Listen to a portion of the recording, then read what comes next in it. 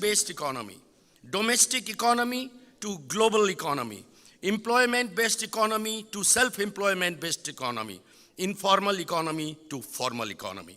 सम्मान्य सभामुख महोदय, देश आर्थिक विकासको द्रुत गतिको प्रतीक्षामा छ। आजको दिनमा नेपाली नागरिक कुनै कारणले राजनीतिप्रति बेखुसी छन् भने त्यो आर्थिक विकास नभएकै कारणले हो। मेरो स्पष्ट मान्यता छ, आजको समयमा हाम्रो राजनीति, अर्थनीति र कूटनीतिको पहिलो लक्ष्य आर्थिक विकास नै हुनुपर्दछ। आर्थिक विकास र नागरिकको जीवनस्तर परिवर्तनसँग जोडिन नसकेको राजनीति जनताबाट टाढै जाने गर्दछ। त्यसैले राजनीतिको केन्द्र भागमा आर्थिक विकास र आम नागरिकको जीवनसँग जोडिएका एजेन्डाहरू रहनुपर्दछ। बजेटले आम नेपाली नागरिकलाई यो सन्देश दिने र सोही अनुसार विकास बजेटको दिशा तय गर्नुपर्दछ। मैले भन्दै आएको छु, बजेटको संरचनागत परिवर्तन हुनुपर्दछ।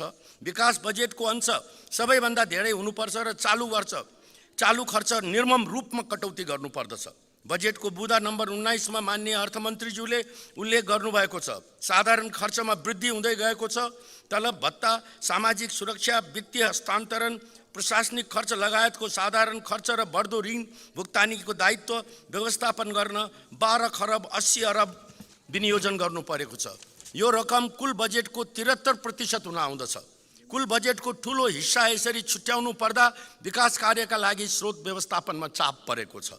आगामी वर्षको बजेटमा चालु खर्चको अंश 65% र पुँजीगत बजेटको अंश केवल 17% रहेको छ। अर्थात् हामी 17 रुपैयाँको विकास गर्नका लागि 65 रुपैयाँ खर्च गर्ने तयारीमा छौँ। यो भनेको सरासर देश आर्थिक विकासको द्रुत गतिमा अगाडि बढ्न सक्दैन भन्ने कुराको आत्मस्वीकारोक्ति हो भन्ने म मान्दछु। यो अवस्था अहिले आएको होइन, धेरै वर्षदेखि बाटो बिराएको हाम्रो राजनीति, अर्थनीति र कूटनीतिको उपज भने पक्कै पनि हो। यसलाई परिवर्तनको दिशामा हिँडाउनु परेको छ। अहिले त हाम्रो अवस्था कस्तो भयो भने देशले वार्षिक रूपमा भुक्तानी गर्नुपर्ने ऋणको सामा ब्याज भन्दा पनि हाम्रो विकास बजेटको अंश सानो हुन थाल्यो। यस बजेटमा सामा ब्याज भुक्तानीको लागि विविध वित्तीय व्यवस्थापनतर्फ 17% र विकास कार्यक्रमका लागि पनि 17% नै बजेट विनियोजन गरिएको छ। यो हाम्रो अर्थतन्त्रको लागि अर्को गम्भीर सूचक हो भन्ने हामीले बुझ्नु पर्दछ। हामीले देशको समग्र अर्थतन्त्रको ट्रान्सफर्मेसनका लागि अत्यन्तै फराकिलो सोच लिनु पर्दछ। मान्य के हो राख्नुस्, हामी स्पष्ट हुनु पर्दछ। एकैछिन मान्य, मैले समय उहाँलाई दिएछु। सम्माननीय सभामुख महोदय, हाम्रो प्रतिनिधि सभाको नियमावली 21 को घमा लेखिएको छ, यो सम्मानित सदनमा कसैलाई अपमानजनक शब्द प्रयोग गरिने कुरा चाहिँ हुँदैन। नेपाली उखानलाई लिएर जहिले पनि नेपाली महिलामाथि आक्रमण गरिन्छ। यो कुरा कहिलेदेखि अन्त्य हुन्छ, यो कुरा म सोध्न चाहन्छु। जहिले पनि उखान टुक्का गर्दा महिलामाथि नै यो सदनमा बोलिनु पर्ने, कहिलेदेखि हामी यो नेपालको समाजलाई सुसंस्कृत, सभ्य, समान खालको समाज बनाउन चाहन्छौँ। यो चाहिँ आपत्तिजनक शब्द छ। जब पर्यो राति तब बुढी ताती भन्ने जस्ता धेरैचोटि हामीले धेरै माननीयहरूका मुखबाट यस्ता उखान टुक्का सुनेका छौँ। अबका दिनदेखि आज यो उसबाट काटियोस्, रेकर्डबाट काटियोस् र आजका दिनदेखि कुनै पनि माननीय संसदहरूले महिलाका नाममा विगतमा परम्परागत ढङ्गले बोलिने त्यस्ता शब्दावली प्रयोग गरिने कुरा पनि अन्त्य गरियोस् भन्न चाहन्छु। मान्य सदस्य बसौँ। वक्ता मान्य सदस्यले छलफलमा भाग लिएर बोलिरहँदाखेरि जब पर्यो राति तब बुढी ताती भन्ने शब्दावली लैङ्गिक प्रयोग गर्नुभयो, जो लैङ्गिक मैत्री नभएकोले गर्दा रेकर्डबाट हटाउन म सचिवालयलाई निर्देशन गर्दछु यो शब्दलाई। मान्य सदस्य आफ्नो कुरा अगाडि लानुहोस्। आगामी वर्षको चालु बजेट खर्चको अंश 65% र पुँजीगत बजेटको अंश 70% छ। अर्थात् हामी 17 रुपैयाँको विकास गर्नका लागि 65 रुपैयाँ खर्च गर्ने तयारीमा छौँ। यो भनेको सरकार सरासर देश आर्थिक विकासको द्रुत गतिमा अगाडि बढ्न सक्दैन भन्ने कुराको आत्मस्वीकारोक्ति हो। यो अवस्था अहिले आएको होइन, धेरै वर्षदेखि बाटो बिराएको हाम्रो राजनीति, अर्थनीति र कूटनीतिको उपज भन्ने पक्कै पनि हो। यसलाई परिवर्तनको दिशामा हिँडाउनु परेको छ। अहिले त हाम्रो अवस्था कस्तो भयो भने देशले वार्षिक रूपमा भुक्तानी गर्नुपर्ने ऋणको सावा ब्याज भन्दा हाम्रो विकास बजेटको अंश सानो हुन थाल्यो। यस बजेटमा सामा ब्याज भुक्तानीका लागि वित्तीय व्यवस्थातर्फ 17.55% र विकास व्यवस्था कार्यक्रमका लागि पुँजीगततर्फ 17.25% बजेट विनियोजन भएको छ। यो हाम्रो अर्थतन्त्रको लागि अर्को गम्भीर सूचक हो भन्ने हामीले बुझ्नु पर्दछ। हामीले देशको समग्र अर्थतन्त्रको ट्रान्सफर्मेसनका लागि अत्यन्तै फराकिलो सोच लिन सक्नु पर्दछ। हामी स्पष्ट हुनु पर्दछ। अर्थतन्त्रलाई अर्को तहमा नेक्स्ट लेभलमा पुर्याउन हामीसँग केवल दुईटा विकल्प छन्। पहिलो जलविद्युतको निर्यात र दोस्रो पर्यटन प्रवर्धन। भारतका सम्माननीय प्रधानमन्त्री नरेन्द्र मोदीले नेपालबाट भारतले 10 वर्षमा 10,000 मेगावाट विद्युत खरिद गर्न चाहेको सार्वजनिक घोषणा गर्नुभएको छ। अब हामीले सोच्नुपर्छ कि के हामी 10 वर्षमा भारतलाई 10,000 मेगावाट विद्युत बेच्न सक्ने हैसियतमा पुग्ने छौँ त? त्यसका लागि हामीले कुन कुन परियोजनामा काम गर्दैछौँ? के दुनियाँका उत्पादकहरूले बजार खोजिरहेको बेलामा हामीसँग यस्तो चिज जसलाई बजारले खोजिरहेको छ तर हामीले के दिन सकेका छौँ? अहिले हाम्रो अवस्था कस्तो छ भने जलविद्युत परियोजनाका लागि 35 सरकारी निकाय, 26 विभाग र 7 वटा मन्त्रालयबाट लगानी स्वीकृतिको चक्र पुरा गर्नुपर्दछ। यस पृष्ठभूमिमा लगानी बोर्डको औचित्यमाथि प्रश्न उठ्छ के हामीले यही नीति बेहोर्नका लागि लगानी बोर्डलाई एउटा सिंगल विन्डोको नाममा स्थापना गरेका थियौँ? लगानी बोर्ड जस्ता संस्थाले लगानीकर्ता र सरकार बीच सेतु बन्ने, लगानीका लागि मार्केटिङ टुलको रूपमा काम गर्नमा सफलता पाएको अन्य मुलुकको उदाहरणका आधारमा यसको स्थापना भएको थियो।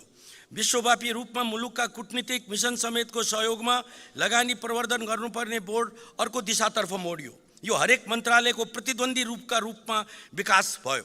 बजेटमा मुद्दा नम्बर 180 पर्यटन प्रवर्धनका लागि 22-23 देखि 32 सम्मलाई पर्यटन दशकको रूपमा मनाउने घोषणा गरिएको छ। सन् 2023 मा 10 लाख पर्यटन भित्राउने लक्ष्य लिएको छ। 2023 मा 5 महिनामा 4 लाख पर्यटक भित्रिएको तथ्य सकारात्मक छ। छिमेकी मुलुक भारत र चीनसँग हाम्रो कूटनीतिलाई प्रभावकारी बनाउने हो भने आगामी 5 वर्षमा नेपालमा 50 लाख पर्यटक भित्राउन सकिन्छ भन्ने मेरो मान्यता हो। 50 लाख पर्यटक नेपाल भित्रिनु भनेको हाम्रो बेरोजगारीको समस्या करिब 100% समाधान गर्नु मात्र नभई हाल विदेशमा रहेका 50 लाख भन्दा बढी नेपालीलाई पनि स्वदेश फर्काउन सकिन्छ।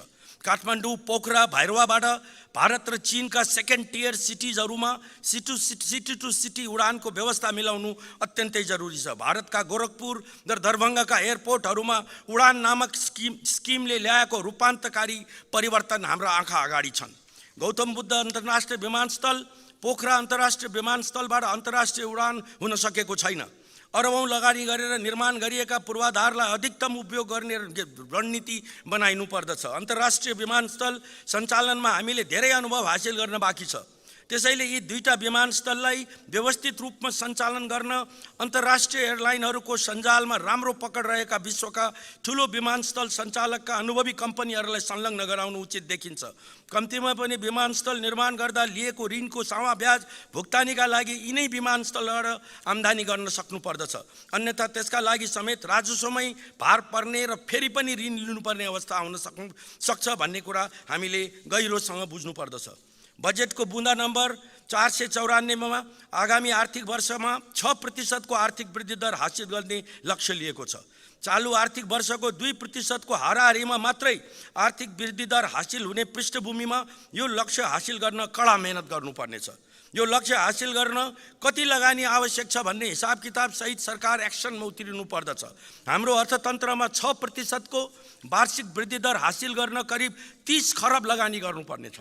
चालु वर्षको तुलनामा आगामी वर्षको बजेटको कुल आकार 5% ले न्यून हुँदा विकास बजेट भने 17%ले 380 अरबबाट 302 अरबमा घटेको छ।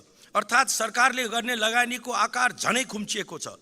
त्यसैले 6% को वृद्धि दरका लागि निजी क्षेत्रको भर पर्नु पर्दछ। तर निजी क्षेत्रलाई हामीले उत्साहित बनाउन सकेका भन्ने छैनौँ भनेर प्रश्न गरियो भने यहाँ पनि सकारात्मक उत्तर पाउने अवस्था छैन। निजी क्षेत्रको लगानी चालु वर्षमा 10 खरब पनि हुन सकेको छैन।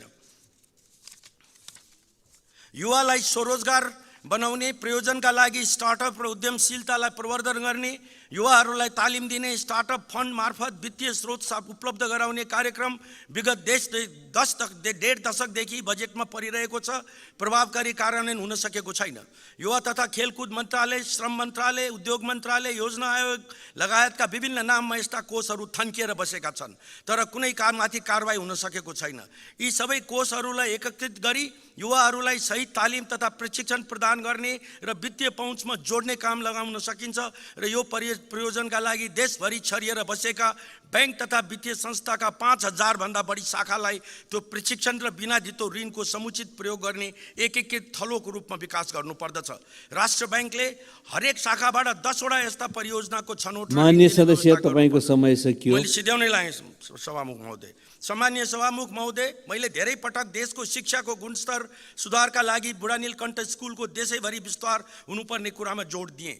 बजेटको बुँदा नम्बर 210 काठमाडौँको बुढानील स्कुल र पोखराको गण्डकी बोर्डिङ स्कुलको सञ्चालन मोडालिटी अवलम्बन गरी धनकुटा, बर्दिवास, तानसेन, सुर्खेत र डडेलधुरामा एक नमुना आवासीय सामुदायिक स्कुल स्थापनाका लागि सम्भाव्यता अध्ययन र पूर्व तयारीका काम अगाडि बढाइने भनिएको छ, जसलाई म स्वागत गर्न चाहन्छु।